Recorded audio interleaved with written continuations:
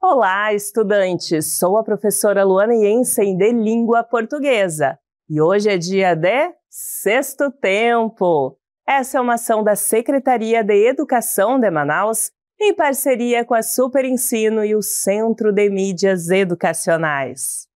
E hoje estamos num lugar especial, é o Parque da Poesia, onde tudo tem um som especial. Vamos passear por esse lugar mágico e descobrir as maravilhas que estão escondidas nos poemas.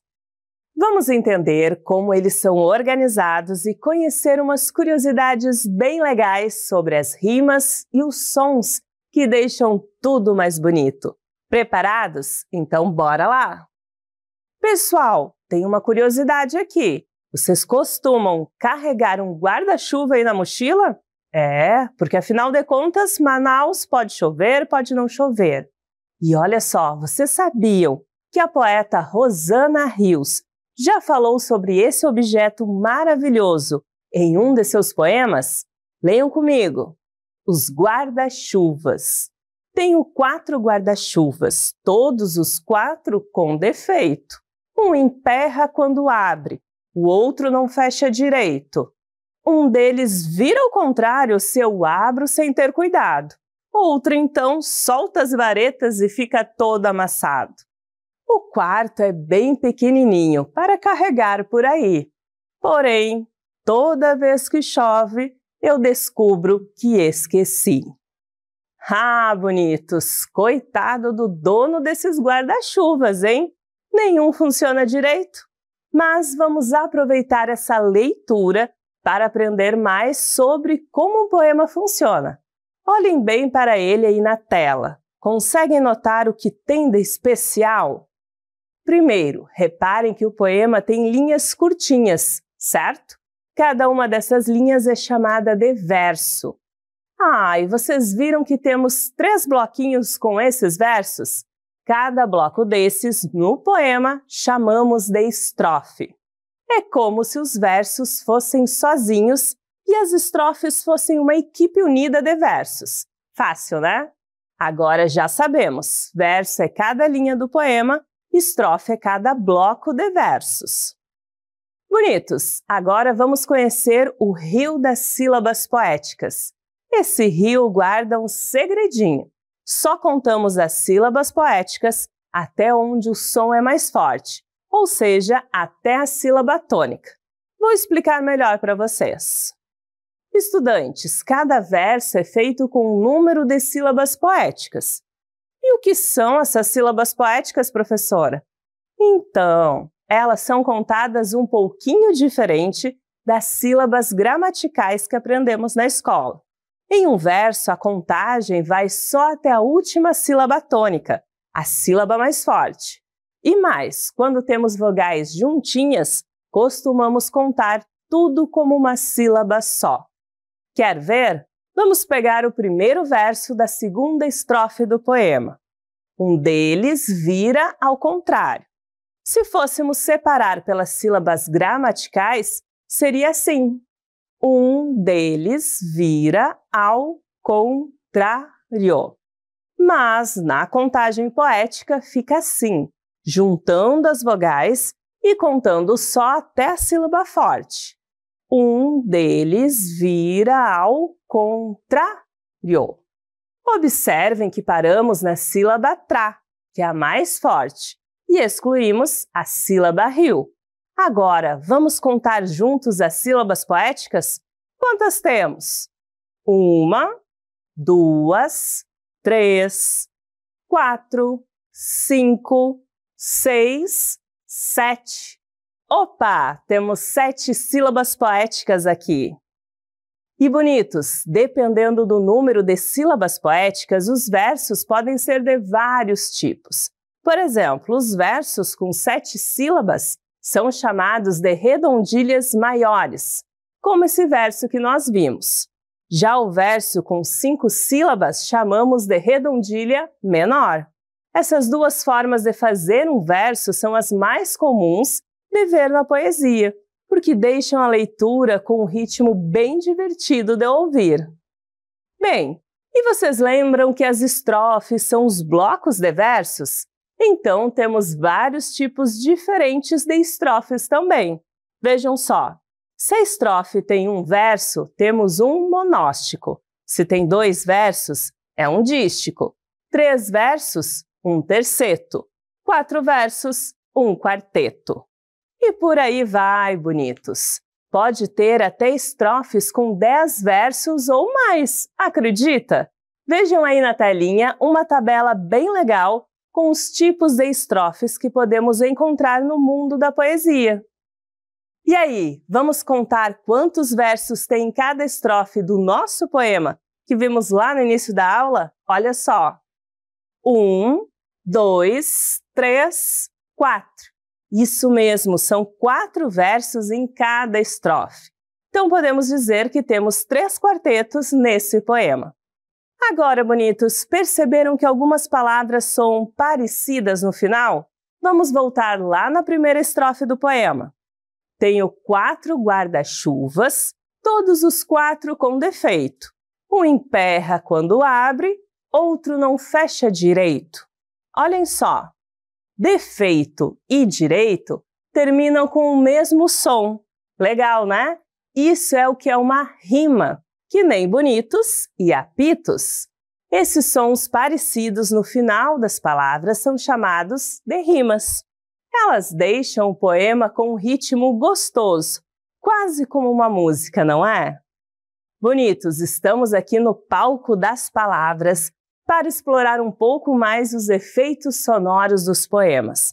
Um recurso bem bacana usado nos poemas para brincar com o som das palavras é a aliteração. Querem saber o que é isso? Ah, eu nem vou precisar explicar, porque o MC Raul vem aí cantar o rap da aliteração para vocês entenderem. Fiquem com ele! Fala, pupilo! Yo, yo, yo! Se liga! Nosso assunto é bem legal, você vai se divertir. É a aliteração que faz o som se repetir. É consoante igualzinha aparecendo sem parar. Presta atenção porque agora eu vou mostrar. O meu gato gritou no galho do galinheiro. Tina tropeçou na tábua do tabuleiro. Marcos mandou a mala para Mariana. Consoante se repete, isso é muito bacana.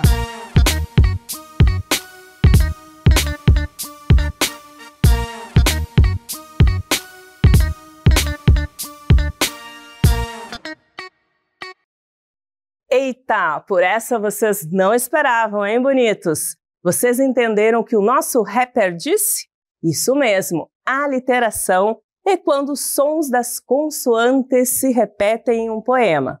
Percebam que durante a música o professor Raul usou várias aliterações. No verso, o meu gato gritou no galho do galinheiro, temos a repetição da consoante G. Já no segundo verso, temos Tina tropeçou na tábua do tabuleiro. Vejam só como a consoante T vai sendo repetida e o poema fica super divertido de ler. É mesmo uma maravilha, não é? Isso é a aliteração, pessoal.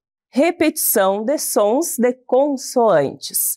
Bonitos, eu estou amando toda essa poesia e sons maravilhosos. Agora vocês já sabem bastante sobre os poemas e estão prontos para identificar o que estudamos em outros textos também. Hoje vimos o que são versos e estrofes, sílabas poéticas, rimas, aliteração. Foi uma aula e tanto. Agora vamos nos divertir com uma questão modelo? Bora! Leia o texto e responda a questão. Chove chuva.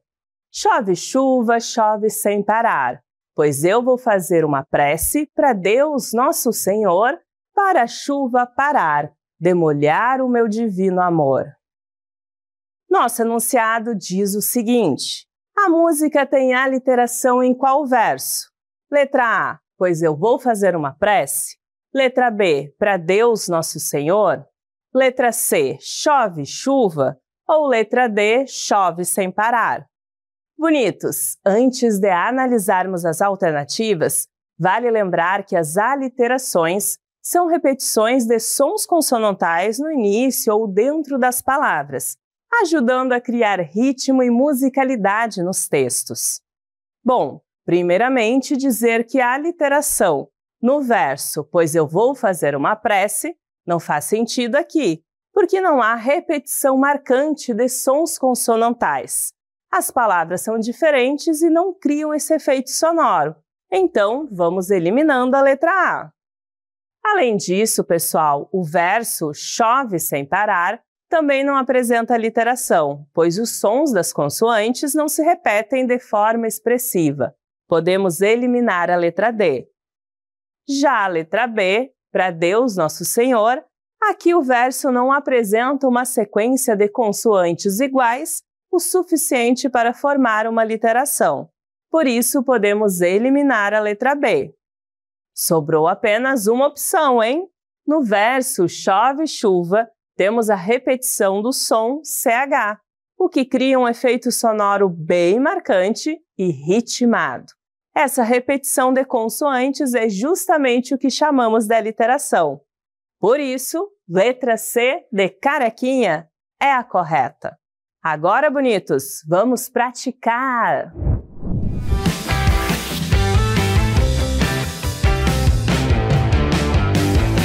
E aí, bonitos e bonitas, tudo bem com vocês? Eu sou a professora Luana Jensen, de Língua Portuguesa. E a dica de hoje é sobre um detalhe que deixa o poema ainda mais bonito: as rimas. Vamos ouvir um trechinho de um poema de Manuel Bandeira? Eu faço versos como quem chora, de desalento, de desencanto. Fecha o meu livro, se por agora não tens motivo nenhum de pranto. Perceberam, bonitos? A palavra chora combina com agora, e a palavra desencanto combina com pranto. As palavras terminam com sons parecidos. Isso é rima. Então anotem aí, bonitos. A rima deixa o poema mais bonito, mais musical e gostoso de ouvir. É quando as palavras, geralmente no final dos versos, têm sons iguais ou parecidos. Essa foi a nossa dica de hoje. Espero que vocês tenham gostado. E agora, vamos praticar! Fala, galerinha, hora de começar. Pimpolhos e pupilos prontos pra brilhar. Bonitos e bonitas, vem participar. Com a Super Ensino vamos praticar. Vamos começar. Vem participar. Vamos praticar. Vamos praticar. Vamos praticar. Para a nossa primeira questão, leia o texto e responda a questão. Bons e maus negócios. Fabricantes de calçados ganhariam dinheiro e ficariam gratos às centopeias se elas usassem sapatos. Dentistas e protéticos viveriam na maior fartura se os jacarés usassem dentadura. Lojas de artigo de inverno teriam muito mais lugar ao sol se as girafas usassem cachecol. Mas o que seria de nós, eu me pergunto, se os elefantes resolvessem meter o nariz em nossos assuntos?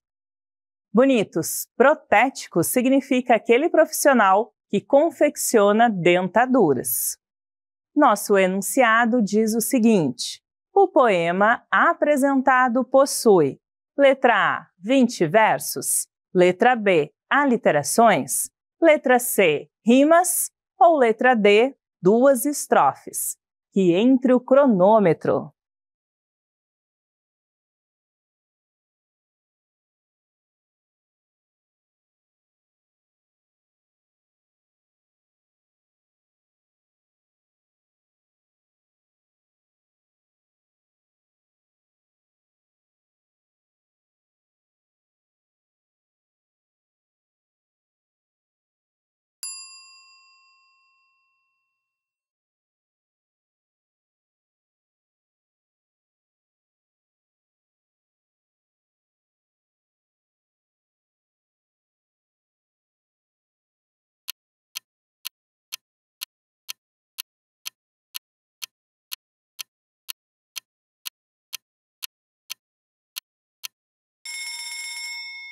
Bonitos, vocês lembram das partes importantes que aparecem nos poemas?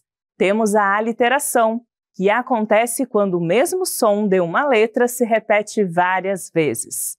A rima, que aparece quando as palavras terminam com o mesmo som e deixa a leitura mais gostosa e musical. E os versos, que são cada linha do poema, como se fosse uma frase poética. Agora que já relembramos tudo isso, vamos analisar com atenção cada uma das alternativas. Primeiro, vamos conferir a alternativa A, que fala que o poema possui 20 versos. Quando lemos com calma e contamos linha por linha, percebemos que o poema tem 12 versos no total, e não 20. Por isso, essa alternativa está incorreta e podemos eliminá-la. Agora, bonitos, vamos analisar a alternativa B, que fala sobre a presença de aliterações. Como já lembramos, a aliteração é quando um som consonantal se repete várias vezes. Bem, apesar de alguns sons aparecerem mais de uma vez no poema, não há uma repetição tão marcante e intencional de uma mesma consoante, que caracterize uma verdadeira aliteração. Por esse motivo, essa alternativa também está incorreta e podemos eliminá-la. Olhem só a alternativa D, que diz que o poema tem 2 estrofes. Quando olhamos para a organização do poema, vemos que ele é escrito de forma contínua, sem divisão clara em blocos ou partes separadas. Ele é composto por uma única estrofe que junta todos os versos. Assim, a alternativa D também está incorreta e podemos eliminá-la. Agora sim, bonitos! Chegamos à alternativa correta. Ao ler o poema, dá para perceber que ele está cheio de rimas, como ingratos e sapatos, fartura e dentadura, sol e cachecol. Essas rimas deixam a leitura mais divertida, musical e fácil de lembrar. Por isso, a alternativa correta é a letra C. O poema possui rimas. Olha que bacana, hein, bonitos? Bora para a próxima questão? Leia o texto e responda a questão. Espantalho. Homem de palha, coração de capim, vai embora aos pouquinhos no bico dos passarinhos e fim. Nosso enunciado diz o seguinte: o último verso é o mais curto porque letra A indica que o espantalho desapareceu. Letra B, o autor só usou versos de uma sílaba. Letra C, o texto fica mais bonito. Letra D, traz um efeito de mistério na leitura. Tempo na tela.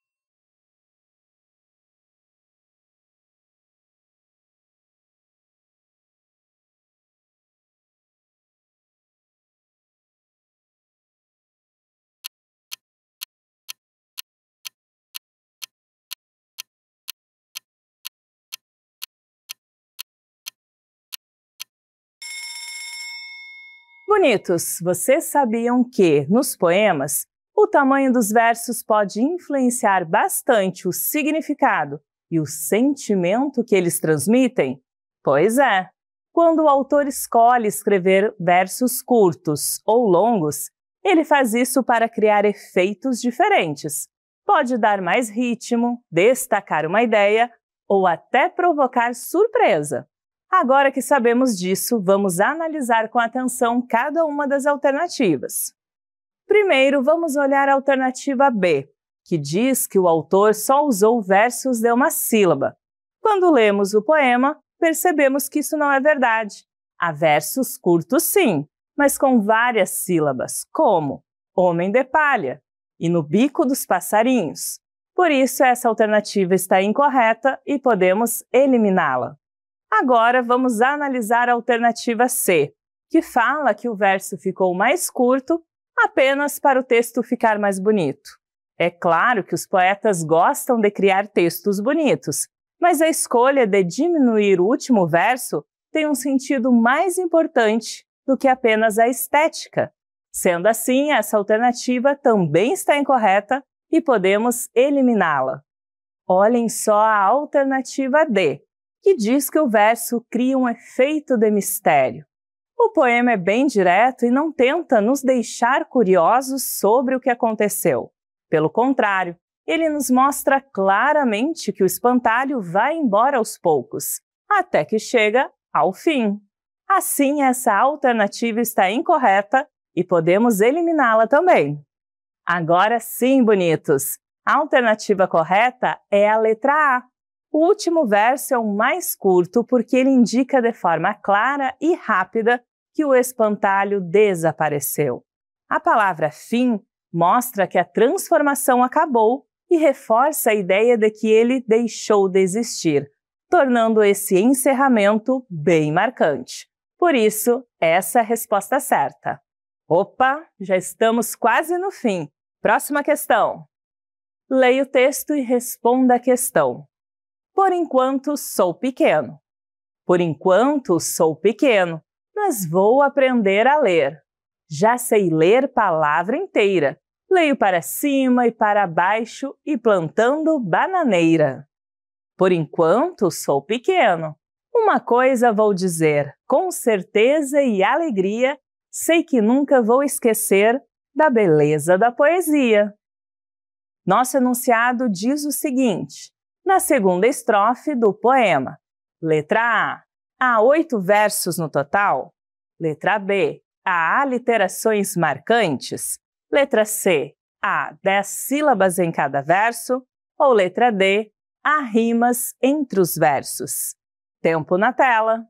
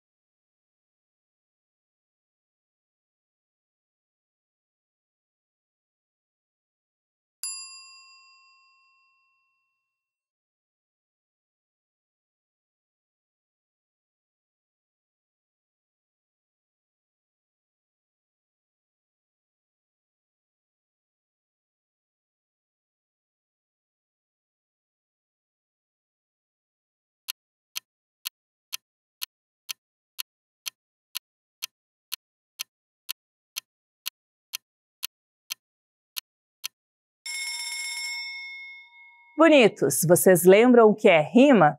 Ela acontece quando as palavras terminam com sons parecidos ou iguais. Isso deixa o poema mais musical, divertido e fácil de decorar. A rima também ajuda a dar ritmo e até emocionar quem está lendo. Agora que já lembramos dessa parte importante dos poemas, bora analisar com atenção cada uma das alternativas. Primeiro, vamos observar a alternativa A, que fala que há 8 versos na segunda estrofe. Quando lemos com calma, percebemos que a segunda estrofe tem 5 versos e não 8. Isso quer dizer que a alternativa A está incorreta e podemos eliminá-la. Agora, a alternativa B fala sobre aliterações marcantes. Sabemos que a aliteração é quando o mesmo som consonantal se repete várias vezes para criar um efeito sonoro. Mas, ao ler a segunda estrofe, não percebemos uma repetição forte de sons que chamaria a atenção como uma aliteração marcante. Por isso, essa alternativa também está incorreta e podemos eliminá-la. Olhem só a alternativa C, que afirma que há 10 sílabas em cada verso. Quando fazemos a contagem das sílabas poéticas, percebemos que os versos têm tamanhos variados, mas não chegam a ter exatamente 10 sílabas cada um. Sendo assim, essa alternativa está incorreta e também podemos eliminá-la.